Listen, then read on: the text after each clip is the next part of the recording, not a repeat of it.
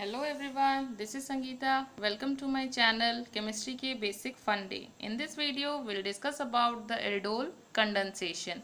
Before going to that, if you like the video, hit the like button. Okay, let us start with the definition. As aldol condensation is one of the most important reactions of the carbonyl compounds. Okay, so the aldehydes and the ketones having at least one alpha hydrogen undergo a reaction in the presence of dilute alkali like sodium hydroxide or barium hydroxide, which is acting as a catalyst to form the beta hydroxyaldehydes, also known as the aldol, or the beta hydroxy ketones, also known as ketols.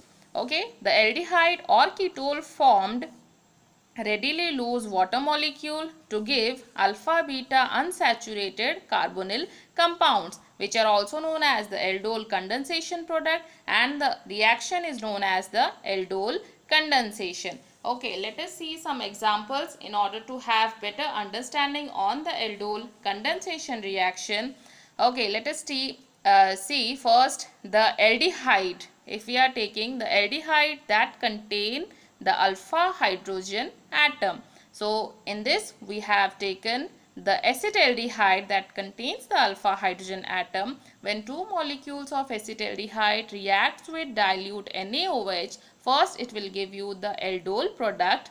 That because why we are calling it as aldol, because that contains both the aldehyde as well as the alcohol functional group. That is why we are calling it as aldol. ALD is for the aldehyde and OL is for the alcohol, which on heating will give you the alpha beta unsaturated carbonyl compounds. Similarly, if we see or if we take the example of any ketone, here we have taken the acetone. When two molecules of acetone, because that contains the alpha hydrogen atom, when two molecules of acetone reacts with barium hydroxide, first it will give you a ketol product because it contains a ketone functional group and an alcohol functional group. That is why we are calling it as ketol, which on heating loses the water molecule and give you the alpha beta unsaturated carbonyl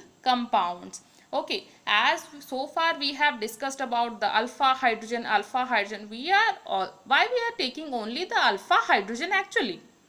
Okay, let us see that as the alpha hydrogen is acidic in nature. Why the alpha hydrogen is only acidic in nature? Why not the beta or the gamma?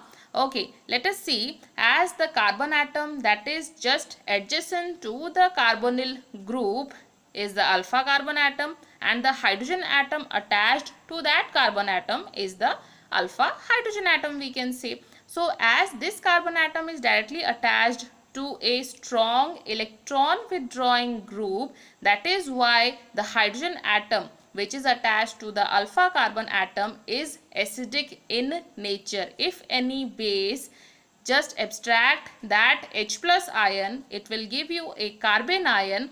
That carbon ion is resonance stabilized. Okay, so that is why we can say that the hydrogen atom, that is the alpha hydrogen atom, is acidic in nature. And for the aldol condensation we require at least one alpha hydrogen atom.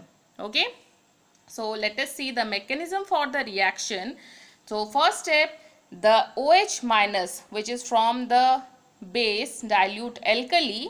Okay, as the work of a base is to abstract a proton, so it will abstract a alpha hydrogen atom and give you, or it will form the carbon ion, as it will act as a nucleophile for another molecule of the acetaldehyde. Why it will act as a nucleophile? Because this contains the negative charge, and nucleophile are electron rich species. Okay, as the nucleophiles are electron rich species, it will act as a nucleophile for the another acetaldehyde compound or the another acetaldehyde molecule.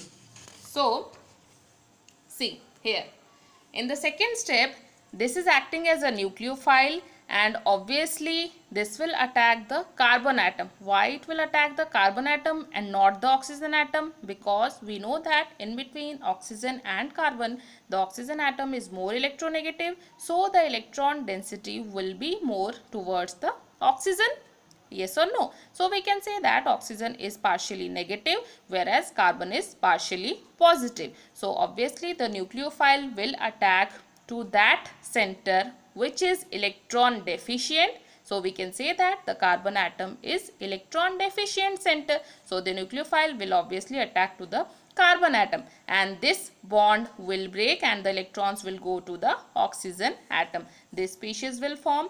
So after that, what will happen? As the oxygen contains the negative charge, it will attack the hydrogen and remove the OH minus ion. It will give you a beta hydroxyaldehyde. Why we are calling it as a beta? Because the carbonyl compound, or we can say the carbonyl group adjacent to the carbon atom that is adjacent to the carbonyl group is the alpha carbon atom, and adjacent to that alpha carbon atom is the beta carbon atom. So we can say that as the OH group is on the beta carbon atom, we can say that it will give you the beta hydroxyaldehyde, also known as the aldol, which on heating loses the water molecule and give you the alpha beta unsaturated carbonyl compounds, also known as the aldol condensation product. Okay. So far we have discussed about when the same two molecules of aldehyde or the ketones having the alpha hydrogen atom reacts with each other in presence of the dilute NaOH or barium hydroxide to give you the aldol condensation product. What if we take one aldehyde or two different aldehydes, or one aldehyde or one ketone or two different ketones that contains the alpha hydrogen atom? One of them may contain the alpha hydrogen atom. There, in that case, two different cases will arise. So that type of aldol condensation is known as the cross aldol condensation. Let us see that when the aldol condensation is carried out between the two different aldehydes and or ketones, then it is known as the cross aldol condensation. Okay. So two cases may arise in this case, in this cross aldol condensation. First, if both the aldehydes or the ketones contain alpha hydrogen atom, then both can act as a nucleophile, that is the carbanion, and can act as carbanion acceptor. Hence, it will give you a mixture of 4 products. Let us see one example for that.